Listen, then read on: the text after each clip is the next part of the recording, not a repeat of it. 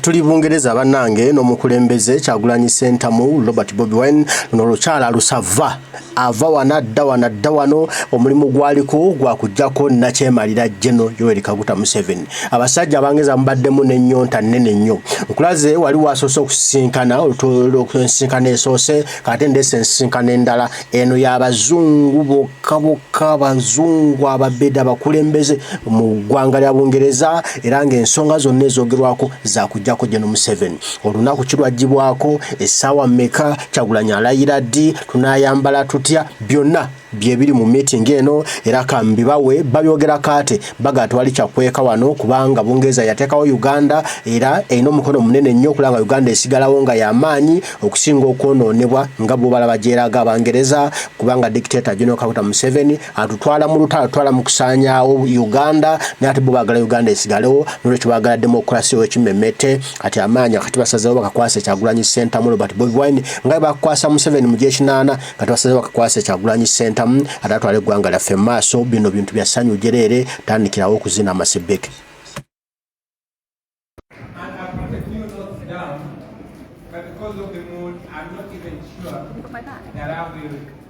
Refer to them so much.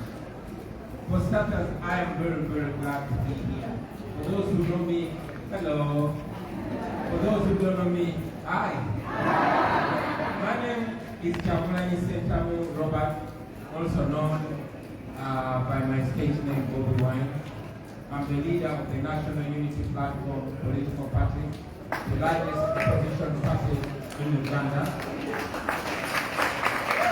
I'm also the leader of the People Power movement, and I'm also a musician. As a matter of fact, if it was not for the election crowd of 2021, I would be addressing you as the elected president. I'm glad to be here. Special thanks to you, Alex, for the invitation and the opportunity to speak on this conference.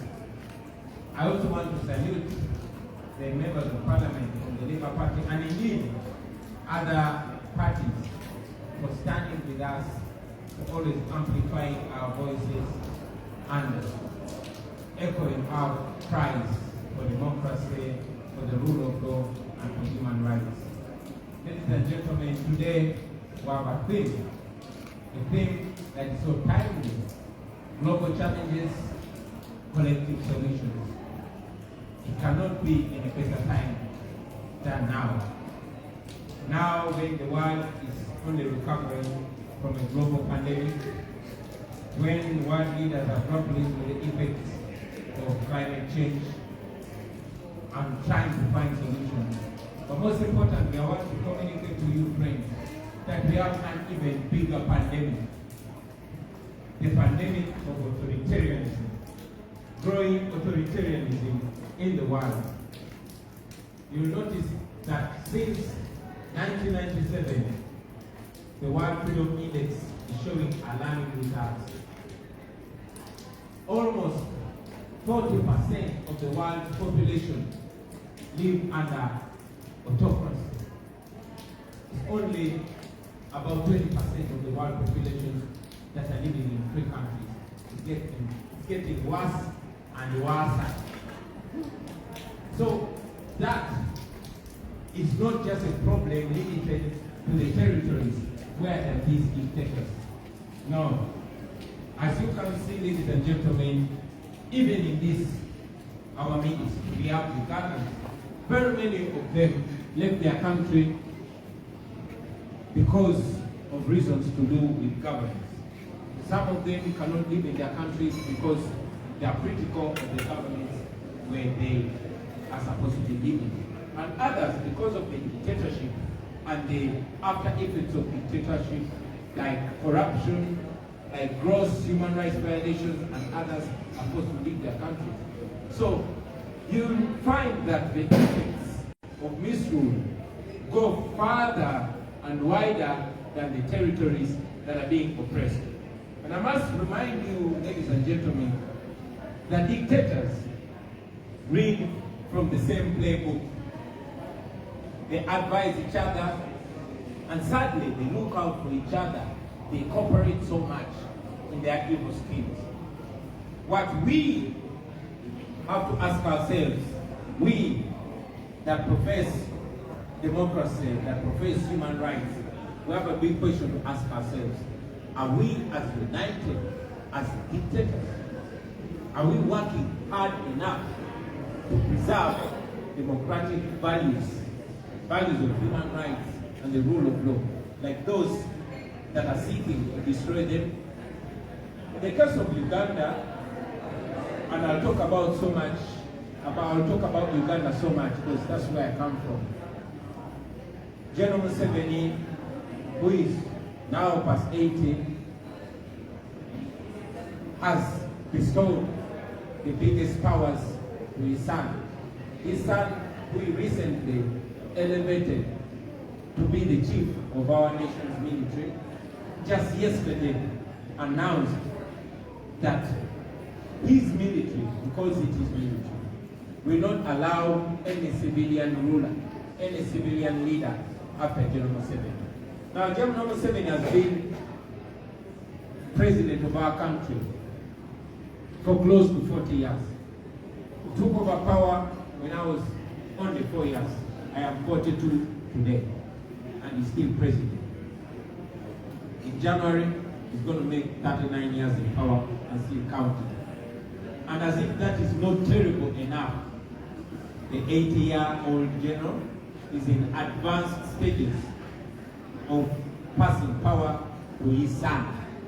Now his son yesterday, less than 48 hours ago, announced that the security forces are not going to allow a civilian to become leader of our country after his father.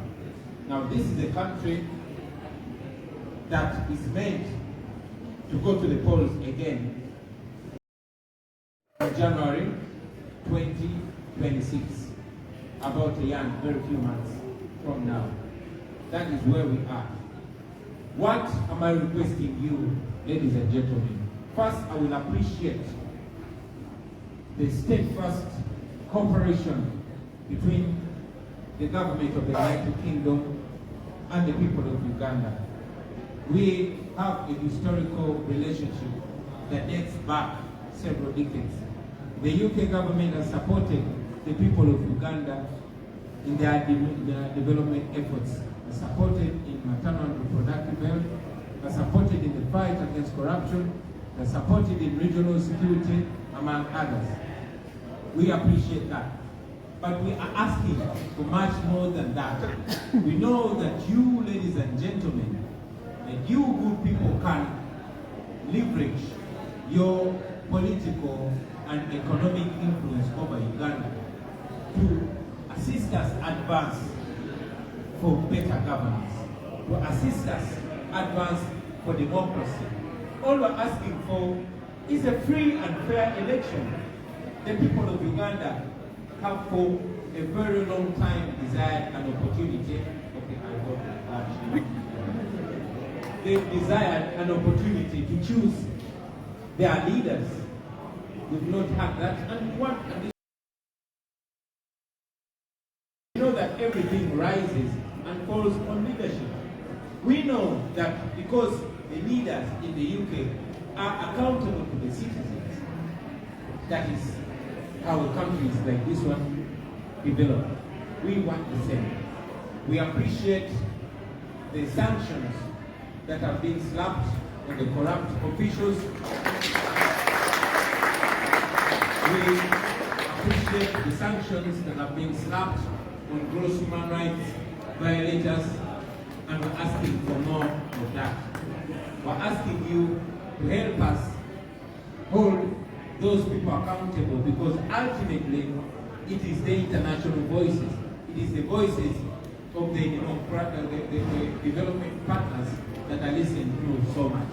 While we keep pushing from our angle, we request you to also assist us, knowing that collective efforts and collective solutions are what are going to help countries like ours.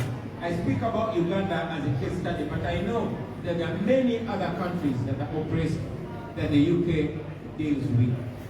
We request you to hold these dictators to the same standards, to the values that you hold so dear.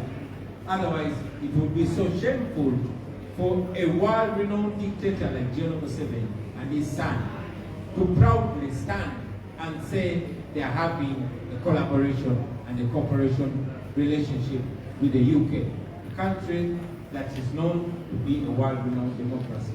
I thank you very much, ladies and gentlemen, for listening to me, and I thank you for the invitation. I thank the people of Uganda for not giving up, and I request you not to give up on us. Thank you very much.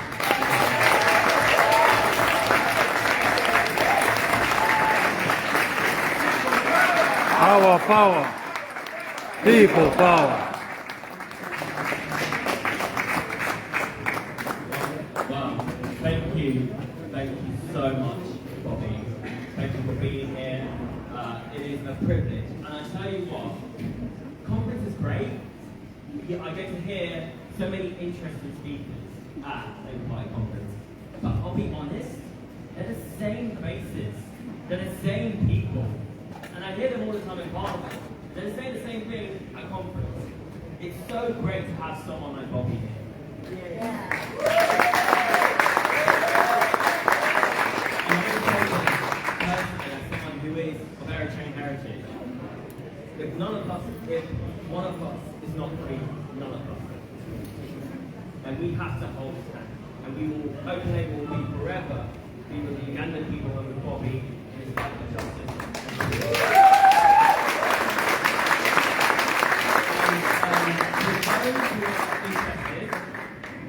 He is part of an Oscar-nominated documentary, Bobi Wine, Our Future President. Go check it out if you can. I don't know where it is, but Google it.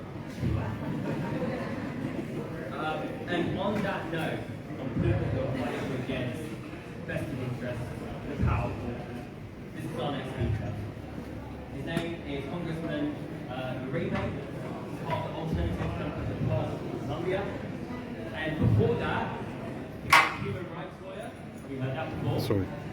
Because they He fought for the oppressed, for justice, for rule of law against those Africans. And he'll be speaking in Spanish, but a lot of people have a translator. We all know that it's not greatest when it comes to foreign languages. But I'm very happy to announce Congressman Uribe.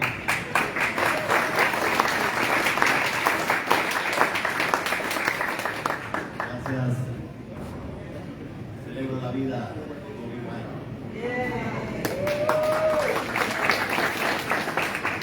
Bueno, mi nombre es Ali Uribe Muñoz.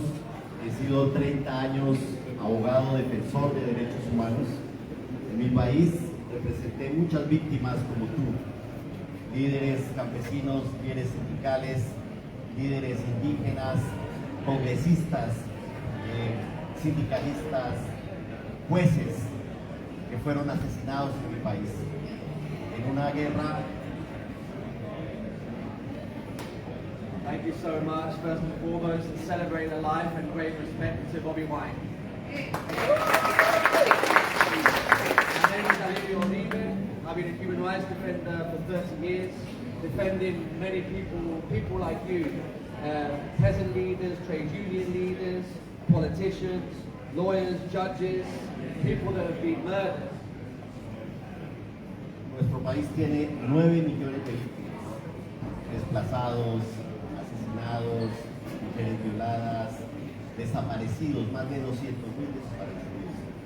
Esa ha sido la historia de un país hermoso, se llama Colombia, azotado por la violencia y por la corrupción.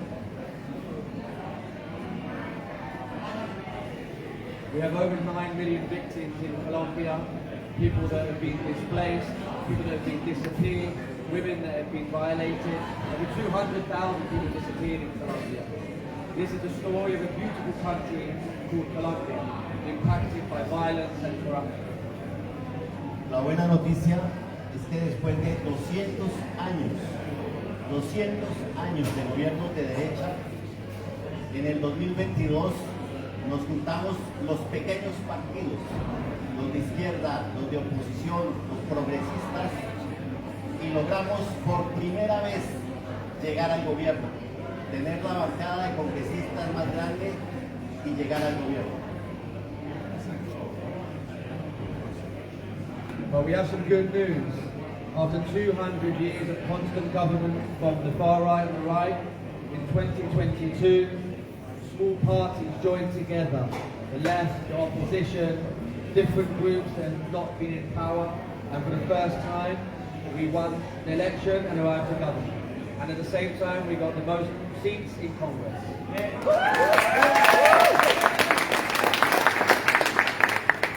Estamos con un programa que se llama Colombia, País de la Belleza.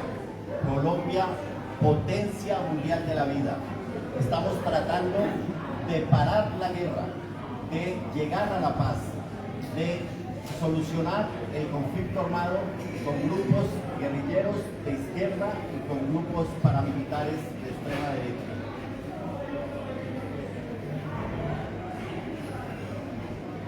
We have slogans that we are living and trying to promote right now with this government. The first is Colombia, a country of beauty and a country with the potential for a great life. We are fighting to stop the war. We are fighting for peace. We are fighting for negotiations and to have peace talks with all remaining armed groups, whether it's the guerrillas of the left-wing tradition or the paramilitaries coming from the right. Estamos tratando de hacer el cambio, de hacer las reformas sociales, a la salud, a la educación, reforma laboral, reforma educativa. Estamos haciendo una agenda ambiental de cambio climático ecológico.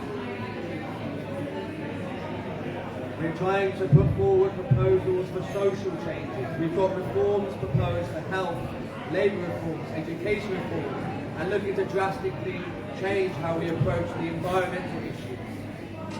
Somos un gobierno alternativo, progresista, que estamos gobernando contra el establecimiento. Un establecimiento que tiene mucho poder. Las empresas, los bancos, los medios de comunicación, la fuerza pública que a veces está en contra del gobierno, muchos sectores poderosos. Por eso nos definimos como un gobierno que gobierna contra el establecimiento. We are an alternative government, we're a progressive movement. We are fighting in many ways against the establishment itself. We have many powerful elements still remaining, whether it's in the media, whether it's the interests of the banks, whether it's elements inside the armed forces that still have several parts of it working against the government. We often say a government in power fighting against the establishment itself. Nuestro presidente Gustavo Petro y nuestra vicepresidenta Francia Márquez, que es afro, es una mujer afro, la primera vez en la historia de Colombia que hay una mujer afro en el gobierno, tienen una política ambiental para proteger la Amazonía, para evitar la deforestación, para hacer transición energética.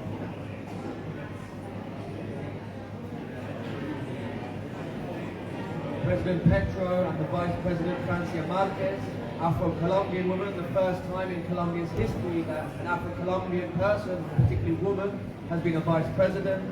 They have a progressive environmental policy, seeking to protect the Amazon, seeking to put forward just transition.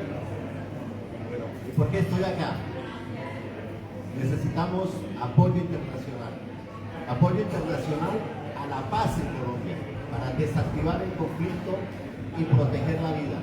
Apoyo internacional para las políticas ambientales, para proteger la Amazonía, para proteger los líderes, para proteger la naturaleza, para hacer la paz con la naturaleza. Por eso estamos acá. Y estamos acá porque el presidente colombiano lo pueden asesinar.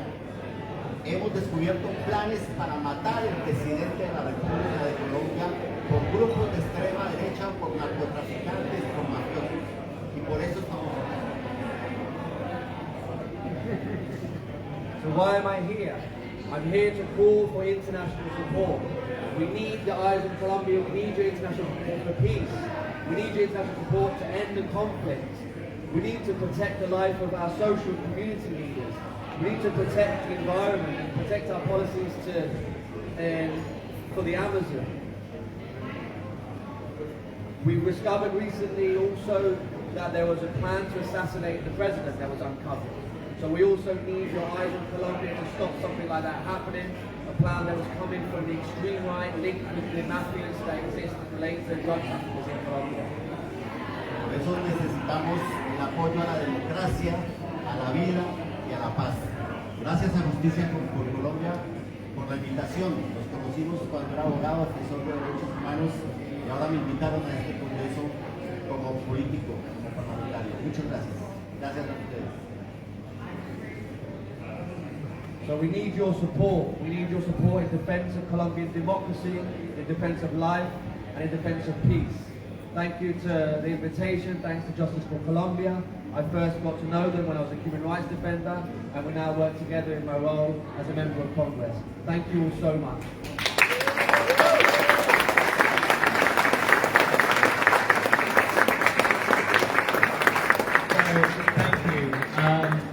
Thank you. And that's really fascinating. I think Justice for Colombia are, do give them a shout. They do have some leaders who want to take them, but they have a conference call, but do give them a swing on. I'm going to take a little bit of a moment to talk about our favourite topic, which is internal labour practice. But I want to use this opportunity to celebrate. Of course, we talked about earlier Amdrak's fantastic birthplace victory, which was absolutely brilliant. But I want to use this to thank some of our other candidates who didn't make it. So first of all, Councillor Elizabeth, who was running in the councillor, who was running against a pretty damn good machine and ran that damn machine to the bone. But we didn't make it. But next time we'll try and do that. So thank you so much for that. I also want to thank Kaz, who's been absolutely brilliant. So yeah, Kaz, stand up. Yeah, that's it. But it's tough. We all know how tough it is to be trans within this party. We know how tough it is to be trans within this political movement. We know how tough it is to be trans within our politics. And so for her to do it, to stand for this party, to stand as an open Labour candidate, it was a pleasure to campaign for that. And so we are, so I'm very, very happy. And then one last thing, I know she's not around, but I just want to say congratulations to Elsie Greenwood, who is now our youth rep. She's been amazing, she's always backed us in the long run as an NEC youth rep. It's so great to do it. I am very happy to announce our next guest. We can't talk about international managers without talking about the situation and the war in Gaza. We now know a year ago that Hamas's terrible attack on Israel happened, and since then it has just been chaotic, terrible war. Not only Hamas's attack, but the Israeli response in Gaza.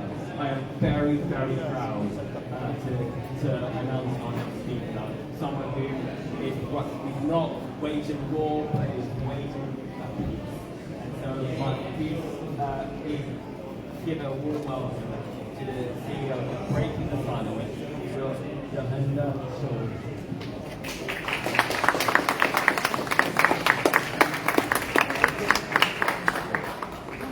Okay. Can you hear me? Yeah. This is weird to come to you like this, but I literally came from the plane. Didn't have time to change and to look for, like a proper human being here. But just to correct, I am not the CEO of Breaking the Silence. I've been for many years, but not anymore. I'll maybe just say a few words about myself as a background to get into Gaza. So I'm a Jerusalem born and raised Israeli Jew. Grew up in what you would call the political right-wing side of Israeli politics. Did my high school in a settlement in the West Bank. I have 5 brothers and sisters who live in settlements today.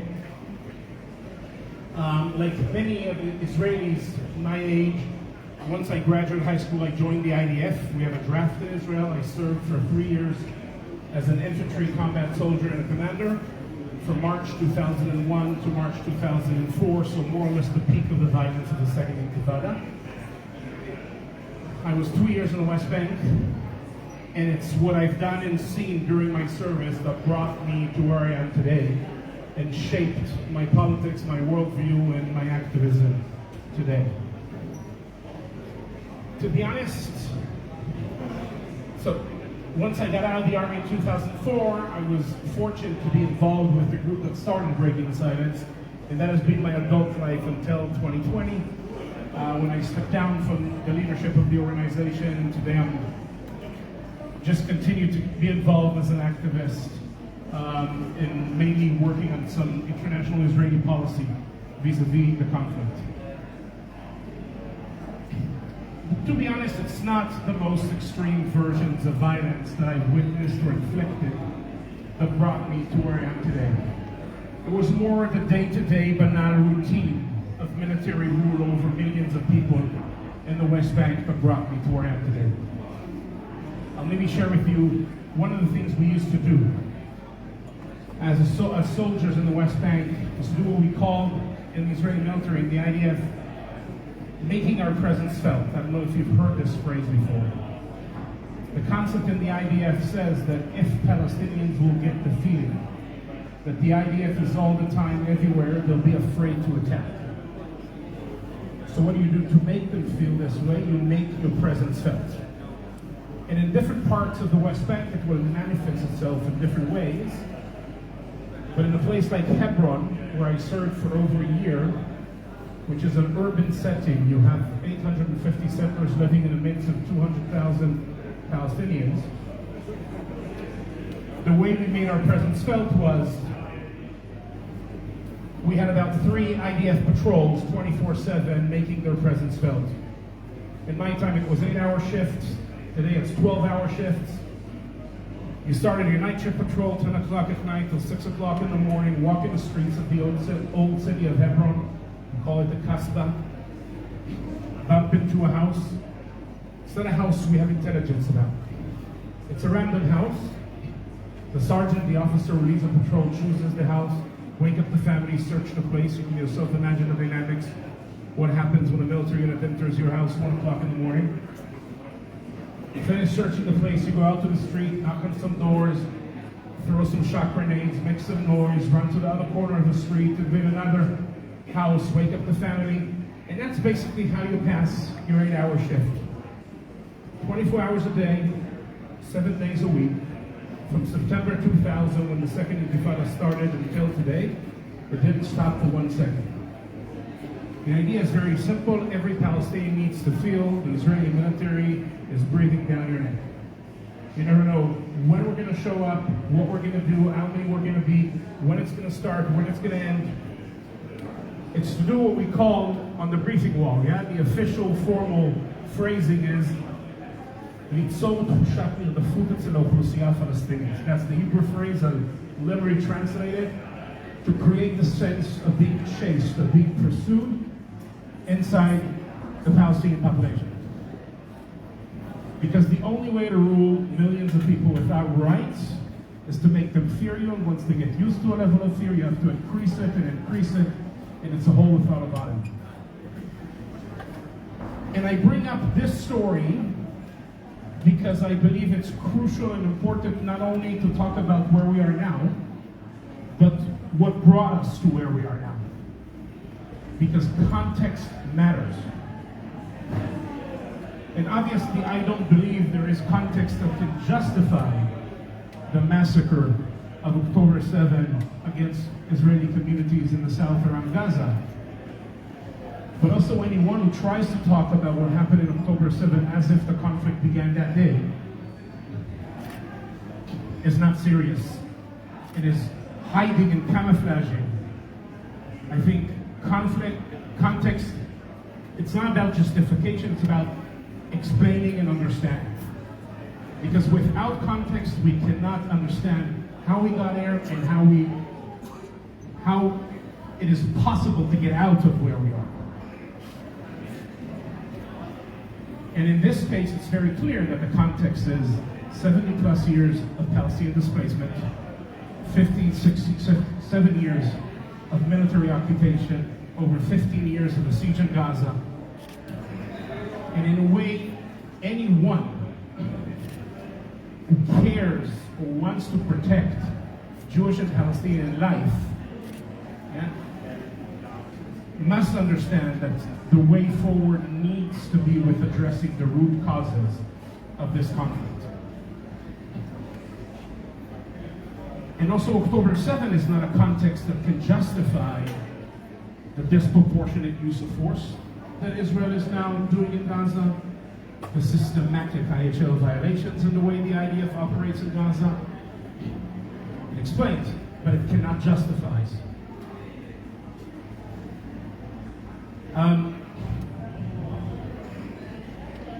I think that's why, from my perspective, what is immediate and what is necessary is first and foremost an immediate ceasefire. If there is one thing for me to call on the British government, the UK government, is to push for an immediate ceasefire. That's the only way to stop the catastrophe in Gaza, to bring back the Israeli hostages, but then to put all the efforts for a diplomatic initiative that will address the root causes that brought us until today, because otherwise we're just back to October 6th. And we don't go beyond that, and that's exactly what brought us to where we are today. And now we just to finish one thing, which is about the West Bank. Yeah, there's a lot of attention, rightly so, given to the horrible and horrific reality on the ground in Gaza. But this Israeli government, which is the most extremist Israeli government in the history of our country, is using the fact that all eyes are in Gaza in order to advance the most extreme policies ever introduced to the West Bank, advancing annexation. Since this government took power, we are in a peak of advancement of housing units and settlements, destruction of Palestinian homes and humanitarian structures. Part of them are financed by the UK government, by your tax money. Peak of settler violence, displacement of more than 18 Palestinian entire communities, land grab in levels we haven't seen for decades in the West Bank, and I could go on and on and on with the list. Now, the US administration has started one thing that was one step in the right direction, which is to start to apply sanctions, financial sanctions on violent settlers. This is by far not enough, but it's a good first step in the right direction. But the UK government is lagging behind. Not leading from behind, lagging behind. Yeah, since May, we haven't had any announcement from the UK. And the US, the Biden administration has sanctioned more than double settler and violent settlers and violent settler entities than what the UK has done. So this is a very one concrete thing that the new Labour government here could do tomorrow, if not today. Obviously, another thing that I believe should and must be advanced is a ban on trade with settlements. If we all agree that settlements are illegal under international law, and we all agree that they're an obstacle to peace, why do we continue to trade with them and support them in their economy? The International Court of Justice just said a few weeks ago that not only settlements are illegal, the entire Israeli presence in the occupied Palestinian territory is unlawful, and has asked from states to take steps to prevent trade and investment that assists this unlawful reality. So I think that's another concrete measure that the UK government, under leadership of Labour, must take, and at least find itself where it should be on a leading seat to advance and enforce international law. And I'll just finish with the last thing that I think also should be high up on the agenda, and that is recognizing the state of Palestine. If we pretend and we claim that we believe in two states, why do we recognize only one of them? Why is it that while we never gave Palestinians a veto over the recognition of Israel, we are giving the Israeli government a veto power over the recognition of Palestine?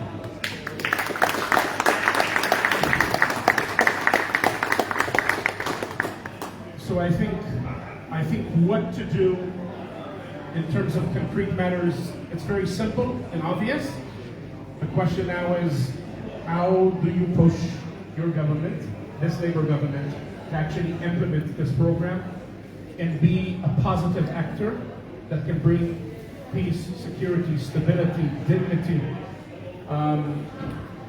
to everyone living between the Mediterranean Sea and the Jordan River.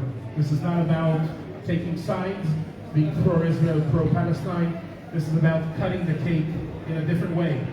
You're either pro-occupation, violence, and terror, or you're pro-peace, equality, and dignity to everyone. So thank you very much, and again, sorry for...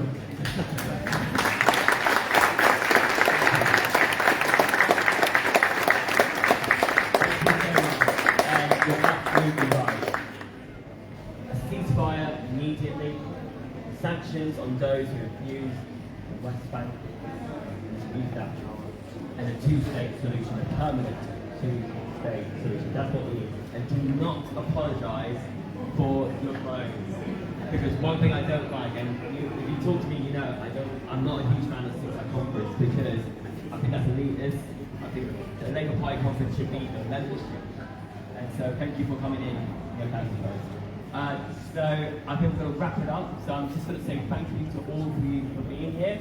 Thank you to the Black Lord Brewery for hosting us once again. It's a lovely, lovely place. And yeah, thanks Alex again, all the speakers. Thanks Kai for the merchandise. I do want to say one more massive thank you. I'm going to embarrass the crap out of her. Tessa Milligan, get here now. So, if you don't know, after 4 years of being chair, 4 years of being chair, she is sadly standing down from this committee after this conference to move on to bigger and better things. And I want to say a huge thank you. I first met Tessa Milligan during the Brexit years. When, remember that? When we did a young Labour against Brexit, and that was a tough, tough battle. And I remember going to her and saying, I want to join the campaign. She said, yes, we need people like you, please come along. I have never met someone more brave, more charismatic, more intelligent. You know, I'm like a dog when I'm trying to get through this open Labour stuff. And Tess has always been the calm voice that we needed. Tess is amazing when if it's not taking on anti-Semitism within our party and within our politics, it is advocating so many other things and just being a really, really hard worker. Tess represents the best of Open Labour and the best of the Labour movement. So I wish you the very best of luck. Thank you so much for your hard work.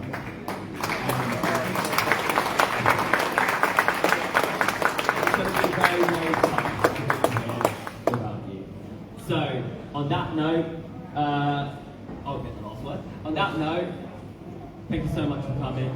I don't know how long this place is open, but stick around. In case you're wondering what I'm going to do, I'm going to go to Dawn Butler's party in an hour.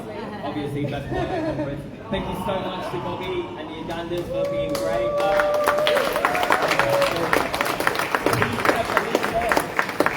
From the Ukrainian Solidarity Campaign. Yeah, support and join Open Labour. I need to do my job a lot better. But thank you so much. Solidarity. Have a good, safe night and enjoy the rest of your conference. Thank you so much.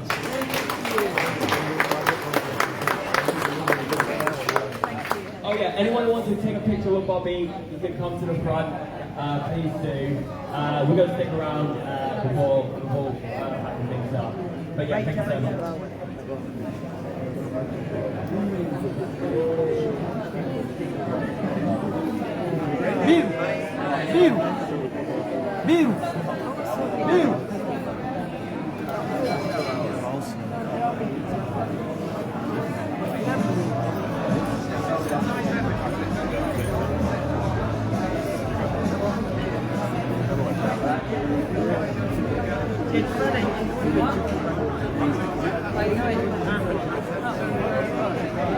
You don't want me to send a picture?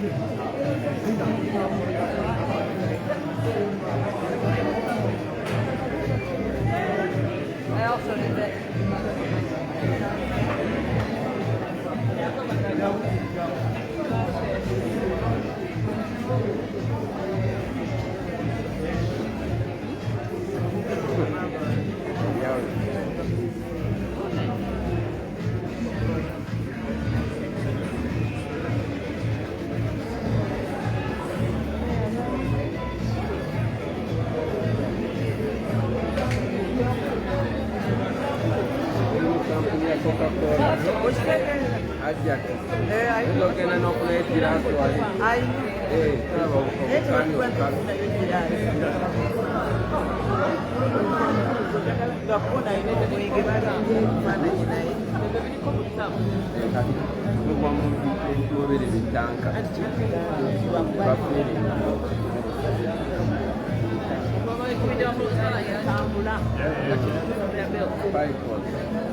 Me getting you back for ending up at the CWU dealer. There you go, mate, I sent you.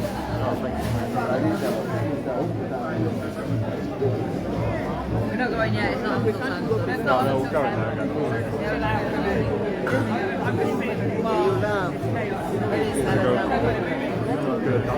Bannange Abannayuganda abali kuno batumiddeko program ewedde tugenda ku endinga live eno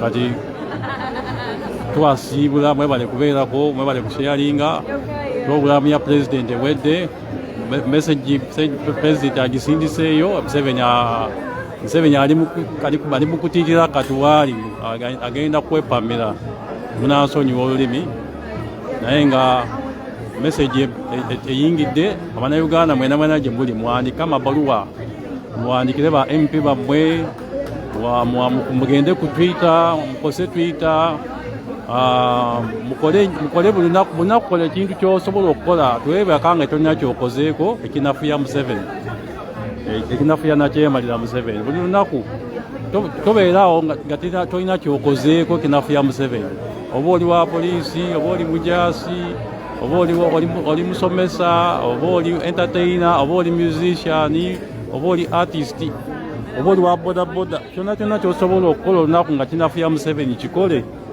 nga tolina gwebuuzizaako olutalo si Kyagulanyi yekka olutalo lwaffe Abannayuganda so ate teri muntu gwe tulina kwegayirira kuyingira mu struggle kuba struggle ya ddala anti muwulira mawo byatandise okweyogeza ogutopika ogwo gwamawo gugendera ddala mu bbiini tetwagala nakuwulirako ngaebyo twagoba ebya social media simanyi bbiira ebyansereko naguno oguteeka tetwagala kuwulizaako bwe gutyo bitandika Museveni singa taliiko okutubonyaabonya kati singa teyali kadaaga kukkiriza gaboozibozi ga age limit kuyingirawo kati Abannayuganda kitukakatako fena gye tuli okubeera nga agaboozibozi ako tetwagala abantu abo tubakuba embooko amaanyi gonagona gali mu bantu tetwagala abantu batono bwe bati bawamba obuyinza lowooza muwulira ekitabanyi kya Museveni bwe kyagambye mbu teri civilian alina kukulembera ggwanga Uganda simanyi alina kubeera bwa poliisi byogeza arrogance tebimanyi nti amaanyi gali Uganda tebimanyi nti Uganda sibe byagitandikawo Uganda Idi Amin yabeerawo ng'ate w'amaanyi ddala ng'ate ali patriotic mulaba Idi Amin bye yakola Idi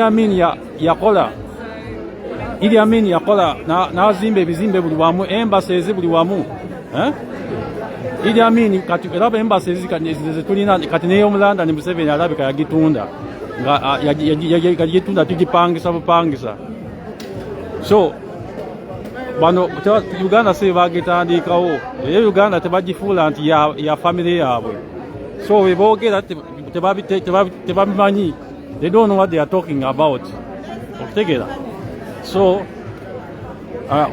Omunnayuganda yonna gy'oli kola ekintu kyokola buli lunaku ekinafuya Museveni. So bwe bubaka obwengenda okubalekera naye nga pulezidenti asimbudde atambuddemu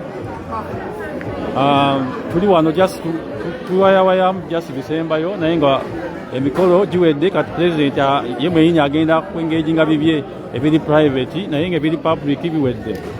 So mwebale kubeerako mwebale kusharinga wenabeera ekirala kiyingirawo tujja kubeerako ku live tujja kubategeeza kale katusiibule musharinge message obaka mubeere ne energy mubeere n'amaanyi nakyemalira tumutwala mu ngeri yonna yonna n'abo abamuyimirizaawo ba Nobert Mawu abo bona bonna abamutembeeta bona bagenda naye kuba Museveni ye akaddiye kati kitabanyi kye wekiri wetwagalira weyakiweera obwa CGF awaawo ekinini kati eri ekirala kyakiwa tewali kirala.